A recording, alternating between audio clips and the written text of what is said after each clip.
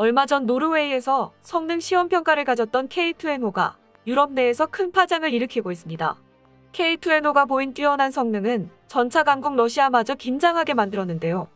한 러시아 매체는 K2 전차에 대해 자국 전차, 레오파르트 전차 등과 비교하는 글을 게재했는데 K2 전차가 더 뛰어나다고 밝혀 충격을 주고 있습니다. 이런 상황에서 노르웨이에서 K2NO가 독일의 레오파르트 2A7을 누르고 선정될 가능성이 더 높아졌다는 것이 알려지며 다른 유럽 국가들도 2차 양산을 마친 K2 전차 도입을 심각하게 고려하고 있다는데 한번 자세하게 알아보겠습니다. 노르웨이의 핀마르크주. 노르웨이 기상관측 역사상 가장 추운 곳으로 악명 높은 이곳은 영하 51.4도를 기록하기도 했습니다. 그런데 이런 곳에서 K2NO 전차가 성능 테스트를 진행했으며 극한의 혹한 상황 속에서도 K2NO는 엄청난 기량을 뽐내 유럽인들의 기대를 한몸에 받았는데요. 특히 K2NO는 극지방에 있는 노르웨이 특성상 영하 20도 아래의 혹한과 설안지에서도 완전한 작전이 가능하도록 보조 히터가 새롭게 장착되는 등 노르웨이군의 요구사항을 적극 반영해 찬사를 받고 있습니다.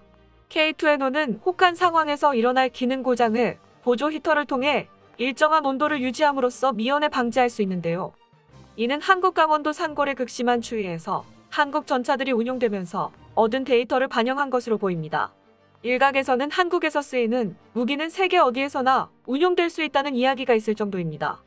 한국은 국토가 다른 국가들에 비해 넓은 편은 아니지만 그 안에 혹한, 혹서, 호구, 혹설, 태풍 등 악조건을 다 구비하고 있어 이 모든 것에 대비하면 세계 어디에서 쓰여도 문제가 없다는 것이 몇몇 전문가들의 의견입니다.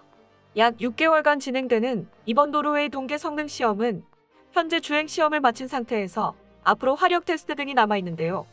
화력 테스트가 끝나면 차량 테스트 담당팀이 두 차량의 제조업체를 상대로 각기 다른 특성을 살펴본 후 최종 협상자를 선정합니다. 그런데 현재 노르웨이 상황으로 볼 때 전문가들은 한국의 K2NO가 레오파르트 2A7보다 유리한 위치에 있다고 전하고 있습니다. 그 이후로 제일 먼저 노르웨이에 삭감된 예산을 들 수 있습니다. 노르웨이 정부는 차세대 주력 사업 초창기만 해도 부가세를 포함해 총 193억 크론에 하나로 약 2조 7천억 원 규모라고 발표했었는데요. 하지만 노르웨이는 곧 여러 가지 문제와 맞물려 당초 규모보다 1조 원이나 삭감된 1조 7천억 원만 주력 전차 사업에 배정하게 됐습니다. 이에 노르웨이 육군은 발등에 불이 떨어졌습니다. 원래 노르웨이 육군은 레오파르트 2A4 전차를 운용하고 있어서 같은 제작사인 KMW사의 전차를 구입하는 것이 더 유리할 수 있는 상황이었는데요. 또한 노르웨이 예비군 단체도 강력하게 레오파르트 2A7을 지지하고 있어 총 200대 규모의 전차를 확보하려면 아무래도 예산이 많은 것이 선택의 폭을 넓힐 수 있었습니다. 그런데 돌연 예산이 삭감되면서 제한적으로 무기를 도입할 수밖에 없는 상황이 됐습니다. 정확한 가격은 아니지만 레오파르트 2A7의 대당 가격은 450억 원 선이며 만약 노르웨이 육군이 레오파르트 2A7을 선택하게 된다면 원래 목표였던 노후화된 레오파르트 2A4 전차 200대를 교체하기는커녕 53대도 교체하기 어려운 상황입니다. 반면 K2NO의 대당 가격은 약 150억 원으로 레오파르트 2A7의 3분의 1 가격으로 책정돼 있는데요. 노르웨이 육군이 K2NO를 선택한다면 150대 이상은 노후화된 레오파르트 2A4 전차를 대체할 수 있죠. 게다가 K2NO는 최강이라고 불리는 레오파르트 2A7과 차체 무게 외엔 거의 비슷하거나 승차감 면에서는 월등하다고 알려졌습니다. 그럼 노르웨이 정부 입장에서 K2NO를 선택하지 않을 이유가 없는데요. 심지어 현대로템은 구매 조건도 매우 후한 편으로 알려졌습니다. 노르웨이 정부가 차세대 전차로 K2NO를 결정하게 되면 한국에서 제작된 1차 인도분을 2025년부터 공급받을 수 있습니다. 이어 2년 뒤인 2차 인도분부터는 한국에서 제작된 부품을 노르웨이 현지로 들여와 조립 생산하는 조건을 내걸었습니다. 현대로템은 K2NO의 포탑을 노르웨이에서 장착할 계획이라 밝혔는데요. 현대로템의 기술 이전과 노르웨이 산업과 긴밀한 협력을 바탕으로 파워트레인과 캐논 파이프가 장착된 셰시를 생산해 노르웨이에 배송한 후 현대로템 제작 선체의 포탑과 결합할 예정이라고 설명했습니다. 이는 노르웨이 정부에게 선진 전차 체계를 경험해 볼 수 있는 황금 같은 기회입니다. K2NO의 포탑은 원격으로 제어가 가능하며 버슬식 자동장전 시스템을 도입해 이동 중에도 1분에 12발을 쏠 수 있는 엄청난 발사 속도를 보입니다. 반면 레오파르트 2A7은 자동장전 장치가 없어 이동하면서 사격을 할 때 발사 속도가 절반으로 떨어진다는 단점이 있는데요. 이 덕분에 K2NO는 탄약수가 필요 없어 전차장, 호수, 조종수의 3명만 있으면 운용이 가능하지만 레오파르트 2A7은 최소 4명이 있어야 운용이 가능합니다. 자동장전 장치가 있음에도 K2NO가 자동장전 장치가 없는 레오파르트 2A7보다 3배가 싸다는 점은 참 아이러니합니다. 특히 K2NO는 전차의 높이가 2.4m에 불과해 군에서 가장 중요하다고 할 수 있는 은폐와 엄폐에 유리하며 전투 시 방어 면적이 줄어든 것도 장점이라고 할 수 있습니다.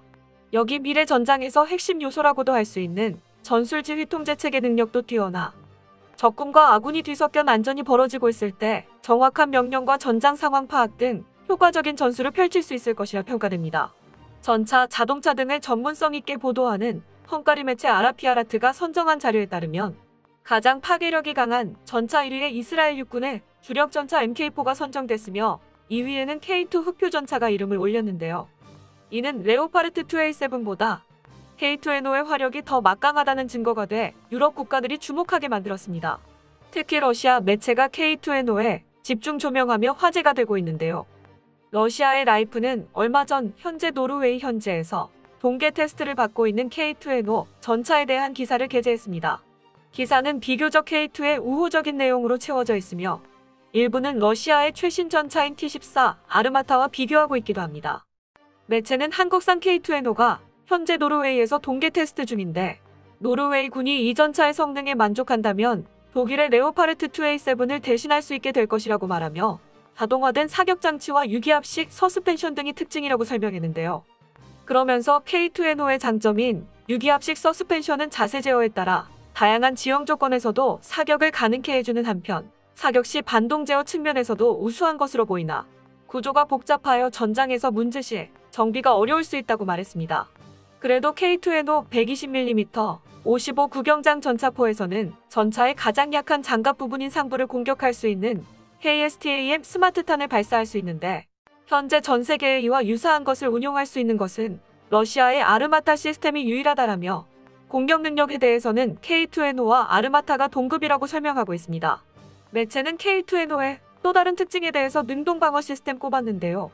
능동방어 시스템은 이전에 서방 세계에서 이스라엘만 대규모로 채택했었다고 설명하며 이번에 K2NO가 채택한 시스템은 초정밀 레이더와 70mm 구경의 로켓 런처 등으로 구성돼 효과적인 하드킬을 할 수 있다고 설명했습니다.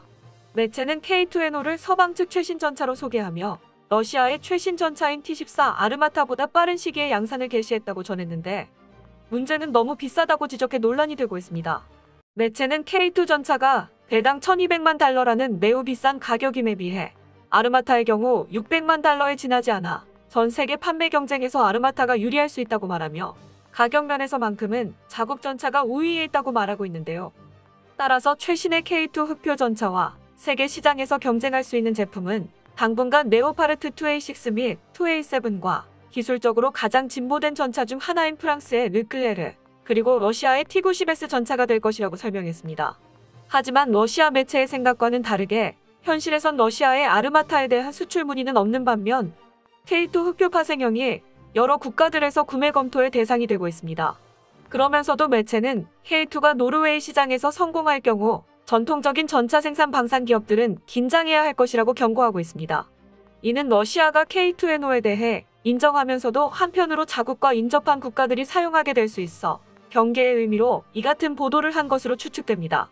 최근 러시아 매체의 말처럼 한국에서 K2 흑표의 2차 양산이 완료되면서 폴란드가 다시 한번 흥미를 가지게 됐습니다. K2 전차 2차 양산 물량은 국산 엔진과 냉각 장치, 외국산 변속기를 결합한 혼합 파워팩을 장착해 1차 양산 대비 국산 화율을 높인 것이 특징입니다.